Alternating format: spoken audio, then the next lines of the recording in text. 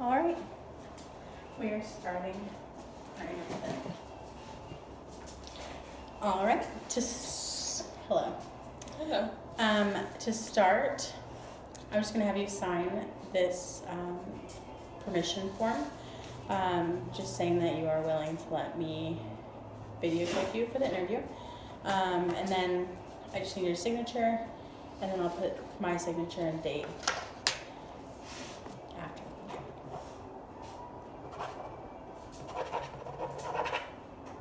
And then the rest is mine.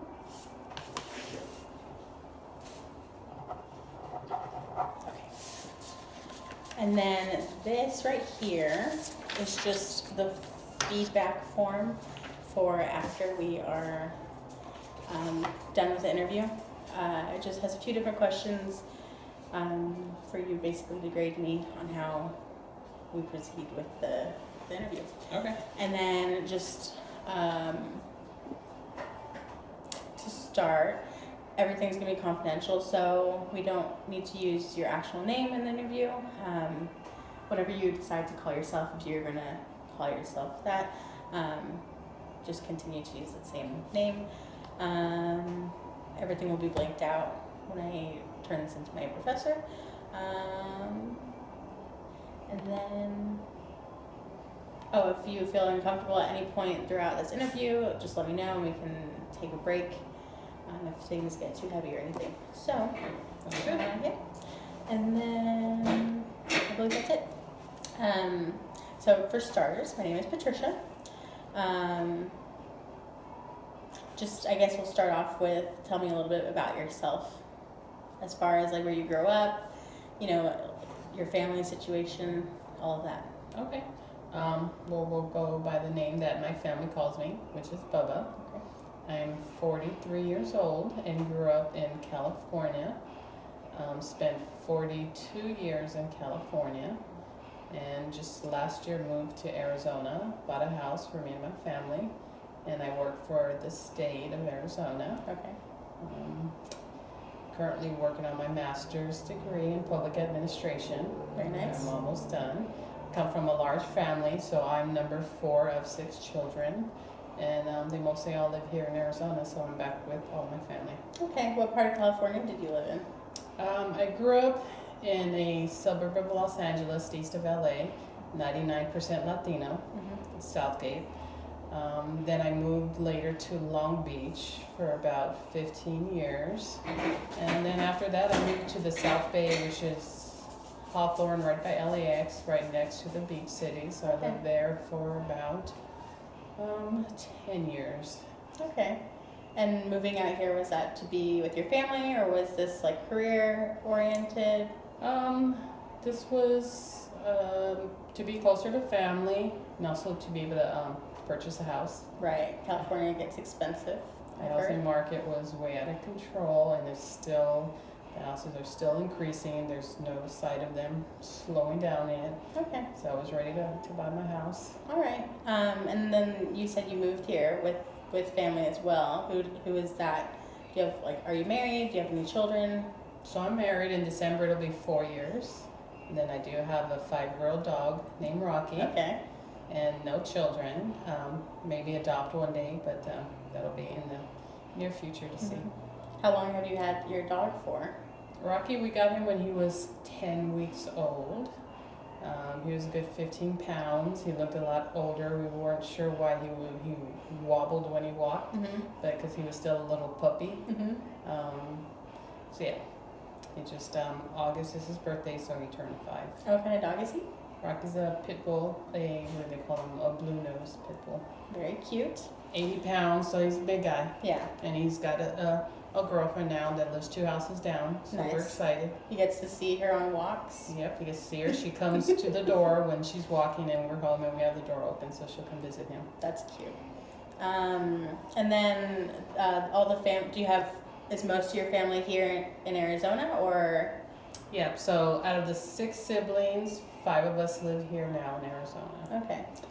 One is still back in California. He's married. His wife, they own the family home, so it looks like he won't be coming anytime soon. But yeah, I have my 2 parents here in Mesa where I live, and another sibling in Mesa, and then another sibling in Chandler, one in Gilbert, and now another family member out in Apache Junction. So we're all about 10, 15 miles apart from each Okay. other. Are you close with your siblings? Did you Yep. grow up close with them? Very close, but about 10 years ago, 10, 15 years ago, they all moved out to Arizona, migrated out here. So I'd come down about 3 times a year for the holidays or birthdays or graduations, any major functions. Make sure to visit family. They would come to California to visit me, so they'd always stay at my little 1-bedroom place. I would try to make room in the living room for them to stay, so I didn't have a very big place, which is again why I would look to Arizona to be able to afford a house. Do you feel like now that you're living out here that you feel closer to everyone?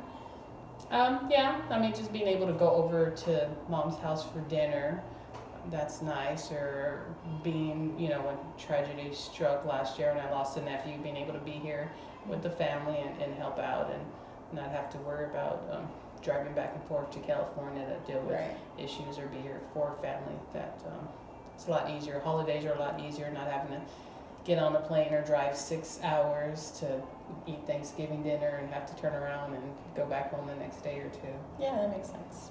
Okay. And you said you're close with your parents? Close with both my parents. I don't see them as often as I would like just because I work 2 jobs. So I work for the state during the week. On the weekends, I'm a massage therapist where I work Friday night, Saturday night, Sunday night. And then I'm working on my master's degree. It's an online program back still in California, but it still takes up a lot of my time. So I don't have much time right now to visit like I hope to, but I should be done with school in just a few more months.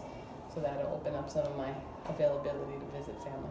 Okay, that's exciting that you're so close to being done. It is. I've just submitted my thesis paper last week. Got great feedback on it. So I think I'm done for the semester. I'll wait to see any future comments or notes to myself in the class, but I think what I turned in was solid work. So I think I'm done. What made you want to go out and get your master's degree? Well, essentially, that's kind of part of this interview process that we're talking about, like a life change for me. And that was when I got Rocky. Okay. Again, 5 years ago. So, my husband, without warning, brings home a dog. Okay. Now, I'm not a big fan of dogs at the time. Been bit by a couple of dogs. Scared of pit bulls because they get a really bad rap in the media. So I told him, of all things, you're going to bring home a dog and a pit bull. Great. But it was a puppy. I figured, okay, we'll grow together. I won't be scared. Anyhow, so as he's getting bigger, I realized the place we're living in doesn't have a big enough yard for him to run around and be a dog. So that's when I started. The wheels started turning in my head. Well, I need to get a house for my dog. So when I started looking in my neighborhood, houses were in the $500,000 range, nothing less. So I thought, well, if I'm going to be able to afford a house, I need a better job. At the time, I was making about $60,000 a year, which in California, with the housing prices, was not enough to get a loan. Right. The minimum requirement was about $125,000 income to qualify for an average home loan. Me being at about $60,000 plus, actually I had a second job, so I was making $80,000, $90,000. Still not enough to purchase a home. So I said, well, to get a better job, I need to increase my education because it's very competitive in California and human resources, the work that I do.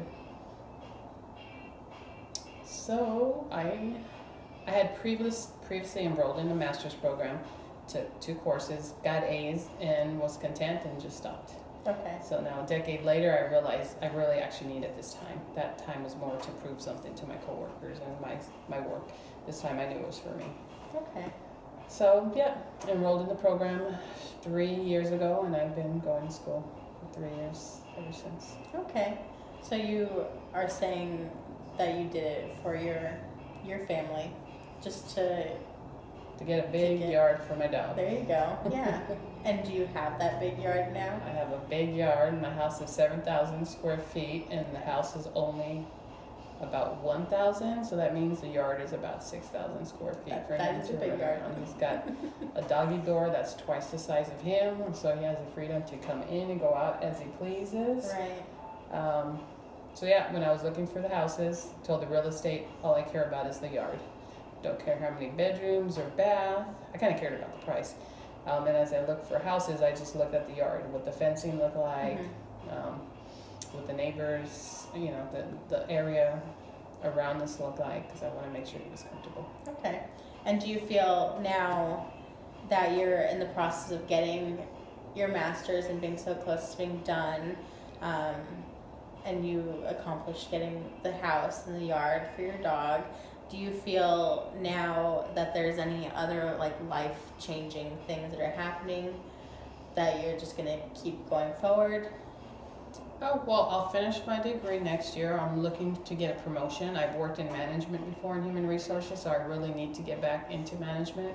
When I came to Arizona to get my foot in the door, I just kind of needed to take a entry-level position in human resources, which I've been doing for 20 years, and I end up kind of having to start all over again with the state, especially having no experience knowing state laws or policy or rules or regulations. I come from California, where the environment's all about unions. You've got union contracts. I come from education, so I knew the ed code like the back of my hand from top to bottom. So now I'm in a new environment, and was understanding that I kind of have to start. I'm an analyst, so it is sounds entry level, mid management, but the work I do is very entry level. So yeah, I'm ready to transition back into management. Okay. And obviously the master's will help you get there. Do you feel, since you're coming from California where everything is kind of unionized, and it seems like they may have more things put together, or at least a less complicated way, because I also work for the state, do you feel like you can take what you knew from California and now with your master's degree kind of help integrate all of that, process into what's happening here in Arizona? Yeah, definitely. I mean, the union, a lot of what I did too was just learning how to read contracts, learning how to make sure there was not conflicting information with your union contract, with the education code, and with your school board policy. So you had different areas where laws or policies are written, and if you changed one, you had to make sure it was not in conflict with the other two. So this was something important where, let's give an employee an additional, whatever it is, sick leave or whatnot. Well, if the education code says that this is all they get, then maybe you couldn't increase that. Or if the board policy stated something, you couldn't negotiate something with the union in contrast to that. So just learning how to read policies, and as an HR professional, the first thing before I even work for an employer is read their handbook and their policies, just to understand what's expected of me. When new managers start, in the union environment, have them read the union handbook to know what rights, which were a lot that the employees had. So yeah, it'll definitely help me transition. There's not that same level of negotiation where there's right to representation necessarily. I know in the state there are some employees who are covered if they were hired before 2012, so they do have certain rights to grievances and so forth, but there are so few. They did so much to bribe them to get out of that class. They're so far and few in between, but they still have rights to appeal and grievances and so forth, whereas anyone hired 2012 or later, we do not have that right. Okay, so Arizona is more employer friendly than. Sounds like they're employer friendly, but from what I gather, what I've heard from coworkers, so even though we're in the state and what they call a at-will employer, or right to work state, all that language, it's still difficult to terminate an employee. Okay. Unless there's good cause and justification, though that's not always been the case, but typically it's got to go through a Department of administration. So if you have a manager who doesn't like you, they really just can't terminate you. It's got to go through different layers. Okay. Okay. So it's not that far from being similar to California then. It really isn't, because there's really all the other laws that govern how you work, especially when you've got minimum wage laws and wage laws or hours worked, exempt, non-exempt. Those are all federal regulations, so a lot of those cover employees. Safe working conditions, OSHA requirements, workers' comp, all those things fall under federal guidelines, so a lot of it is similar. Okay. I thought there would be a bigger difference, but I don't really, well, other than the salaries. Right. Unions really help negotiate for better salaries, and that's something that it's not, I don't see that in Arizona. Do you feel like that's something that you're going to be fighting for once you get further along with your career here?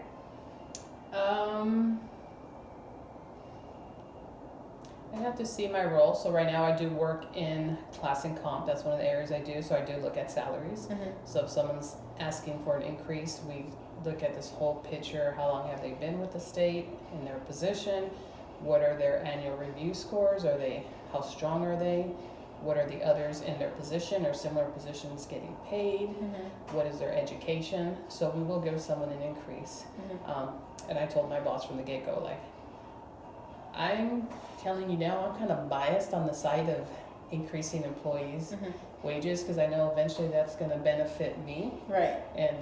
But I know as a professional, we still got to keep wages within a certain range. So my job when I started was to find out. So when you go to an organization as an HR professional, you need to find out what is the mission of the organization.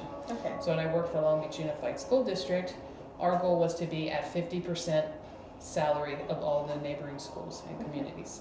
So we were fine paying right in the middle.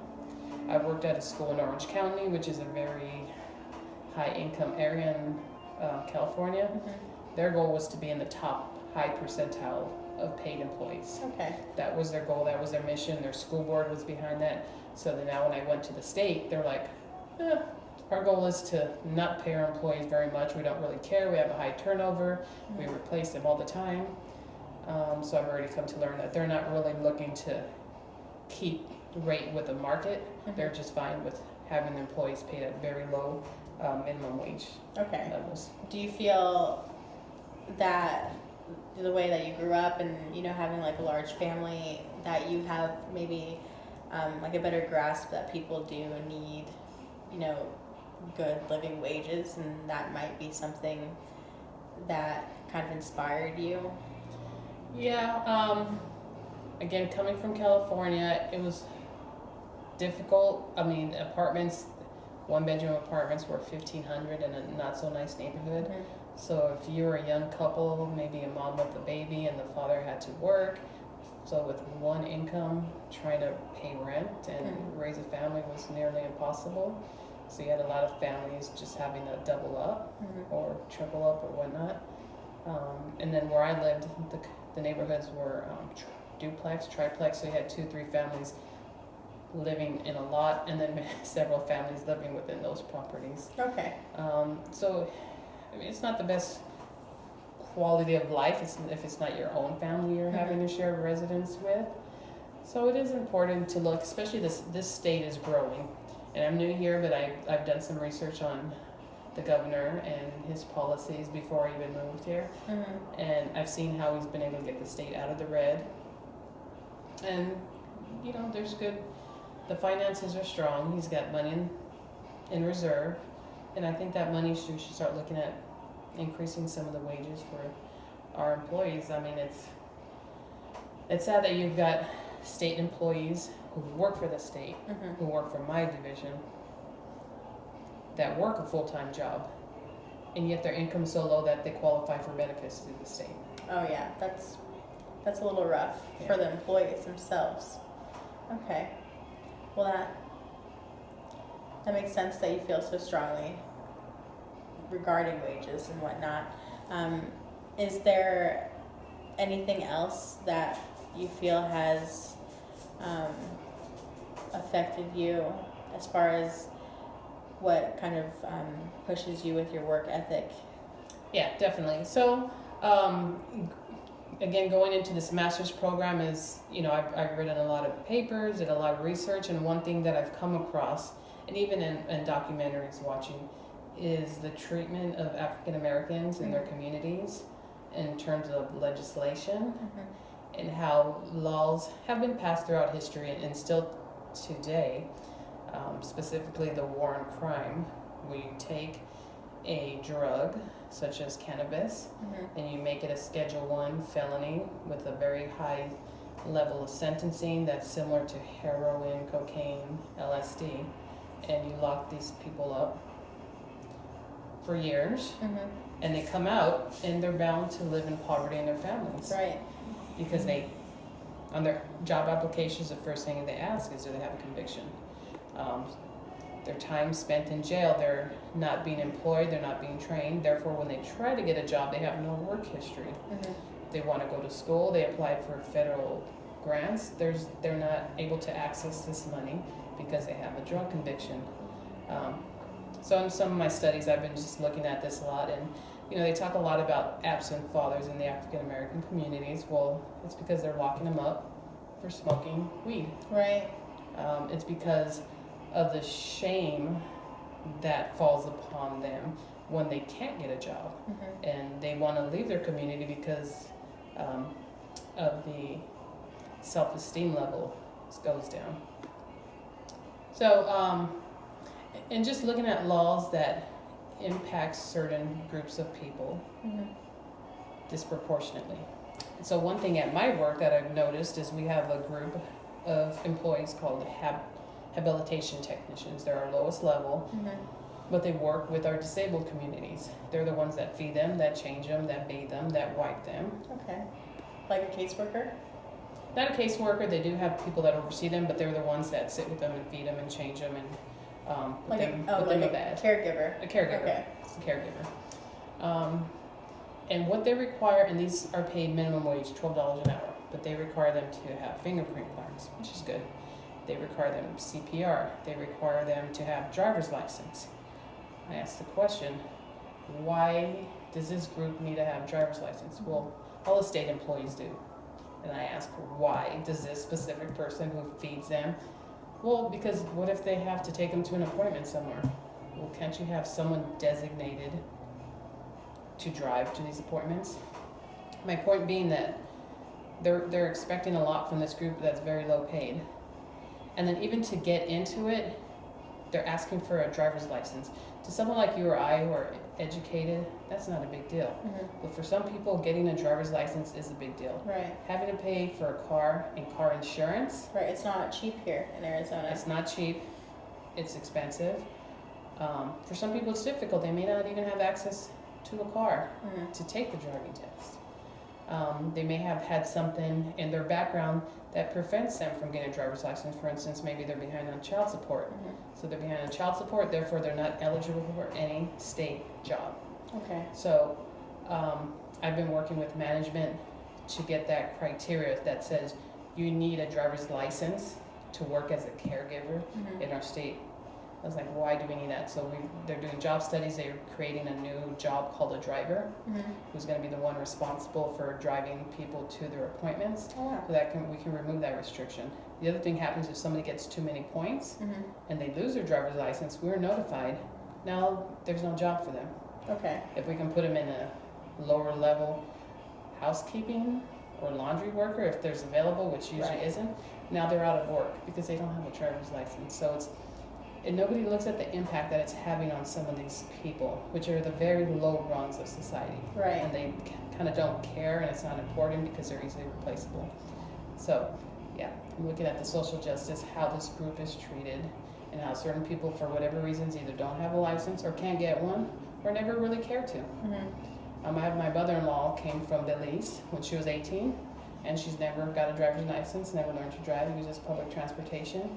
But to say she would not be a qualified person to go in and be a caregiver because of those reasons doesn't make sense. So me asking those kind of questions is kind of opening up the eyes of the others in my department. Well, it's so good that somebody is out there like you advocating for people that, like your mother-in-law, that never really saw a need to, but if they wanted to move here, it's kind of unachievable for them at a certain point. So it's refreshing, I guess, because I also work with the state and I know how many barriers there are to change anything. So working in public service, you're essentially a change maker, which is always appreciated. But I'm so excited for you, and I appreciate that feedback. yeah, My coworkers get frustrated why I ask these questions and try to make change, and they're just like, just do what they ask you to do. And I said, I can't sit here and see the injustice. And I said, and look at the pool we're going to open up these jobs to all these people that before weren't able to. right, and that could help so many people, like you were talking about with drug offenses, like very low level. It's almost impossible for them to come in anywhere and get a job. There's very few places that hire people with felonies or even misdemeanors sometimes. So, I mean, even like the lower level jobs with your division, like that opens up worlds for them that potentially weren't there before. And without you, possibly could never even have been a thought. So, Yeah. that's always nice to hear that people are out there fighting for other people. Are we close? Yes, we're close. You want to end this now then? Sure. Okay. But yeah, that would have been my life changing, having my dog Rocky, Mm-hmm. and just knowing that I needed to do better for me, to do better for my family and for my dog, and in turn, I think I'm gonna be able to do better for a lot of people in the state that Yeah. I can touch. Well, that's so nice to hear. And I'm so glad that you were able to do all of this for yourself and for your dog and for the rest of your family. And Arizona. Arizona deserves more people like you. So thank you. Thank you.